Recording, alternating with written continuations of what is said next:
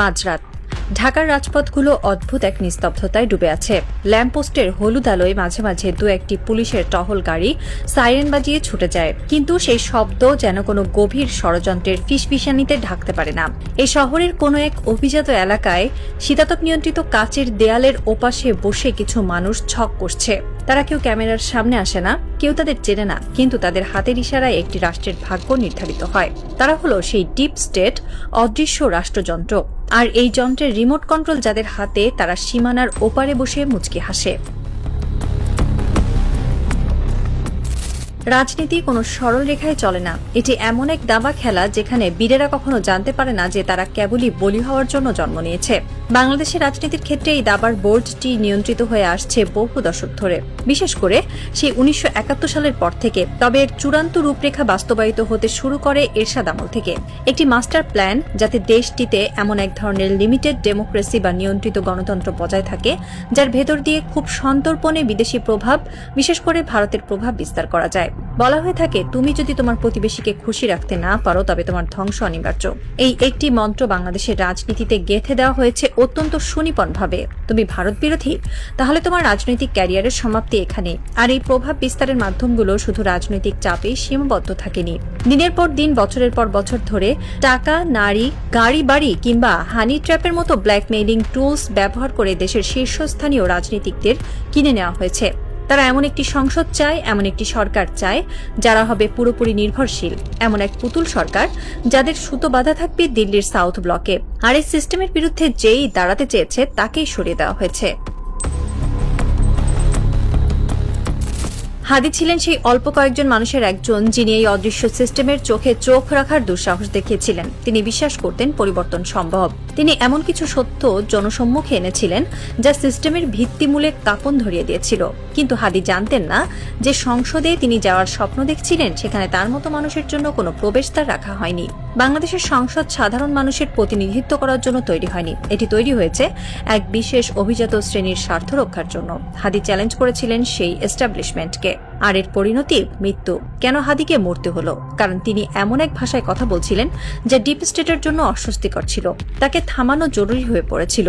নির্বাচন বা আইনি প্রক্রিয়া তাকে আটকানো কঠিন ছিল বলেই তাকে চিরতরে সরিয়ে দেওয়া হয়। হাদির মৃত্যু কোনো সাধারণ দুর্ঘটনা ছিল না, এটি ছিল সিস্টেমের পক্ষে একটি স্পষ্ট বার্তা। আমাদের ছকে যে আসবে না তার কোনো অস্তিত্ব থাকবে না।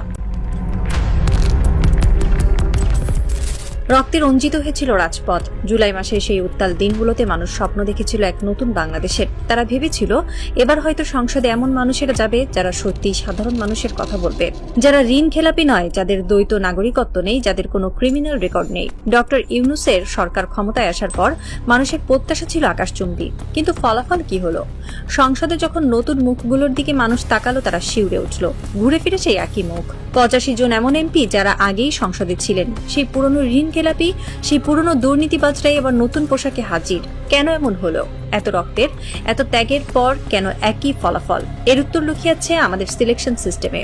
সংসদ সদস্য নির্বাচনের যে পদ্ধতি, তা এমনভাবে ডিজাইন করা হয়েছে যেন কোনো সাধারণ বা সৎ মানুষের ভেতরে ঢুকতেই না পারে। এই সিস্টেম পরিবর্তন করতে দেওয়া হয়নি, কারণ সিস্টেম পরিবর্তন করলে হাদির মতো সৎ এবং আপোষহীন মানুষরা সংসদে ঢুকে পড়ত, আর তা ডিপ স্টেটের জন্য সবচেয়ে বড় বিপদ হতো। হাসনাতের গল্পটা আর একটু ভিন্ন, কিন্তু সমানভাবে করুণ। কিছুদিন আগেও সে ছিল জাতীয় এক আন্দোলনের রূপকার, একজন ন্যাশনাল লিডার। তার প্রতিটি কথায় রাজপথ কেঁপে উঠত। সাধারণ মানুষ তার দিকে তাকিয়ে থাকত নতুন নির্দেশের জন্য। কিন্তু সিস্টেম জানে কিভাবে একজন বিদ্রোহীকে বশ করতে হয়। হাসনাতকে মেরে ফেলার প্রয়োজন হয়নি, তাকে সিস্টেমের ভেতরে টেনে নেওয়া হয়েছে। আজ হাসনাত 300 জন এমপির একজন। সংসদে সে কথা বলার সময় মাত্র 5 মিনিট পায়, আর সেই 5 মিনিটের ভেতরে তাকে 14 বার পয়েন্ট অফ অর্ডারে বাধা দেওয়া হয়। তাকে শেখানো হয় সংসদীয় আদব কায়দা, মাননীয় স্পিকার বলে কিভাবে মাথা নিচু করতে হয়। যে হাসনাত পুরো দেশের কথা ভাবত, তাকে এখন কুমিল্লায় তার নির্বাচনী এলাকার ছোটখাটো উন্নয়নমূলক কাজে ব্যস্ত রাখা হয়েছে। তাকে প্রচুর ফান্ড দেওয়া হয়েছে যেন সে এই রাস্তাঘাট আর টেন্ডারের হিসাব মেলাতেই ব্যস্ত থাকে। তাকে লোকাল পলিটিক্সে এমনভাবে বেঁধে ফেলা হয়েছে যেন জাতীয় ইস্যু নিয়ে ভাবার কোনো ফুসরতি সে না পায়। বিদ্রোহীকে কিনে নেওয়া হয়নি, তাকে সিস্টেমের ফ্রেমে আটকে ফেলা হয়েছে।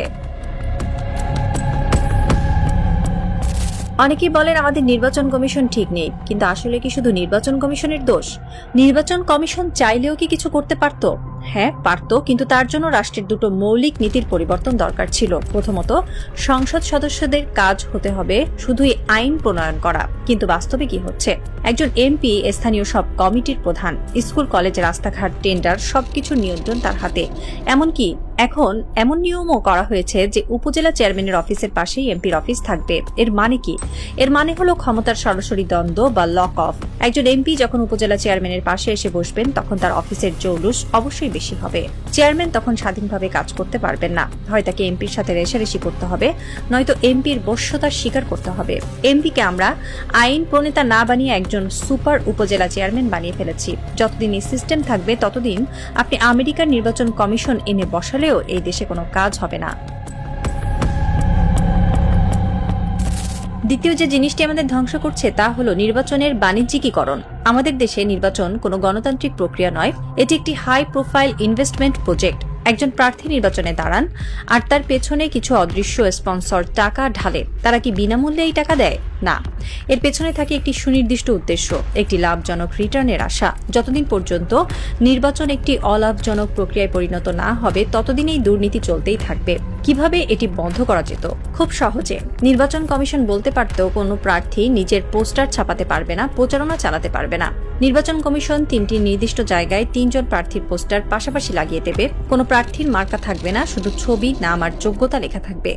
মানুষ প্রার্থীর চেহারা এবং যোগ্যতা দেখে ভোট দেবে। 3 জন প্রার্থীকে একটি মঞ্চে বসিয়ে সরাসরি বিতর্কের আয়োজন করা যেত, যা টিভিতে লাইভ সম্প্রচারিত হতো। জনগণ দেখত কে কতটা যোগ্য। কিন্তু আমাদের নির্বাচন কমিশন কি সেটা করেছে? করেনি। কারণ এটা করলে এই বিশাল লাভজনক এন্টারপ্রাইজ, এই যে টাকার খেলা, সব বন্ধ হয়ে যেত। সবশেষে ফিরে আসি সেই অদৃশ্য শক্তির কাছে। এই যে সিস্টেম, এই যে বন্দোবস্ত, এগুলো কারা টিকিয়ে রাখছে? যখনই কেউ এই সিস্টেমের বিরুদ্ধে যায়, যখনই কেউ হাদি টাইপ হয়ে যায়, তাকে সরিয়ে দেওয়া হয়। যখন কোনো হাসনাত বিদ্রোহী হয়, তাকে সংসদে বসিয়ে লোকাল ফান্ডের জালে আটকে দেওয়া হয়। ভারত বা আন্তর্জাতিক ভূ রাজনীতির সাথে আমাদের লোকাল পলিটিক্সের এক অদ্ভুত নিখুঁত ব্লেন্ডিং তৈরি হয়েছে। তারা জানে সরকার যেই আসুক না কেন, সিস্টেম তাদের হাতেই থাকবে। কারণ সরকার বদলায়, কিন্তু অ্যালাইনমেন্ট বদলায় না। রাতের ঢাকা শহর এখনো নিশ্চুপ। সেই শীতাতপ নিয়ন্ত্রিত ঘরের ভেতরে সিগার আর দামি মদের ধোঁয়ার ভেতর দিয়ে আরেকটি মাস্টার প্ল্যান রচিত হচ্ছে। আগামী নির্বাচনের ব্লুপ্রিন্ট, আগামী 5 বছরের জন্য নতুন কোনো হাসনাতের পতন কিংবা নতুন কোনো হাদির মৃত্যুর পরোয়ানা। বাইরে সাধারণ মানুষ ঘুমিয়ে আছে। তারা সকালে উঠে পত্রিকার পাতা খুলবে, টিভির খবরে দেখবে নতুন কোনো মন্ত্রীর শপথ গ্রহণ। তারা ভাববে দেশ বদলে যাচ্ছে, নতুন সূর্য উঠছে। কিন্তু তারা জানে না এই সূর্যের আলো আসল নয়, এটি একটি মেকি আলো, যা শুধুমাত্র সেই অদৃশ্য প্রভুদের ইশারাতেই জ্বলে আর নেভে। রাষ্ট্রের রন্ধ্রে রন্ধ্রে ঢুকে থাকা ডিপ স্টেট জানে বিপ্লব আসে, বিপ্লব যায়, কিন্তু ক্ষমতার আসল চাবিকাঠি কখনোই হাত বদল হয় না। হয়তো কোনো এক বৃষ্টিস্নাত রাতে নতুন কোনো হাদি আবার জন্ম নেবে এই শহরে। হয়তো সে আবারও চ্যালেঞ্জ করবে এই সিস্টেমকে। কিন্তু তার পরিণতি কি হবে? আরও একটি লাশ, নাকি এবার সে সিস্টেমকে ভাঙতে পারবে? সেই উত্তরের অপেক্ষায় প্রহর গুনছে একটি রাষ্ট্র। তবে ছায়াদের খেলায় শেষ চালটা সবসময় অন্ধকারেরই হয়, কারণ তারা কেবল সরকার বদলায় না, তারা দেশ চালায়। আর এই রাজনৈতিক থ্রিলারের ক্লাইম্যাক্সে সাধারণ মানুষ কেবলই এক বোকা দর্শক, যারা পর্দার পেছনের আসল ভিলেনকে কখনোই দেখতে পায় না।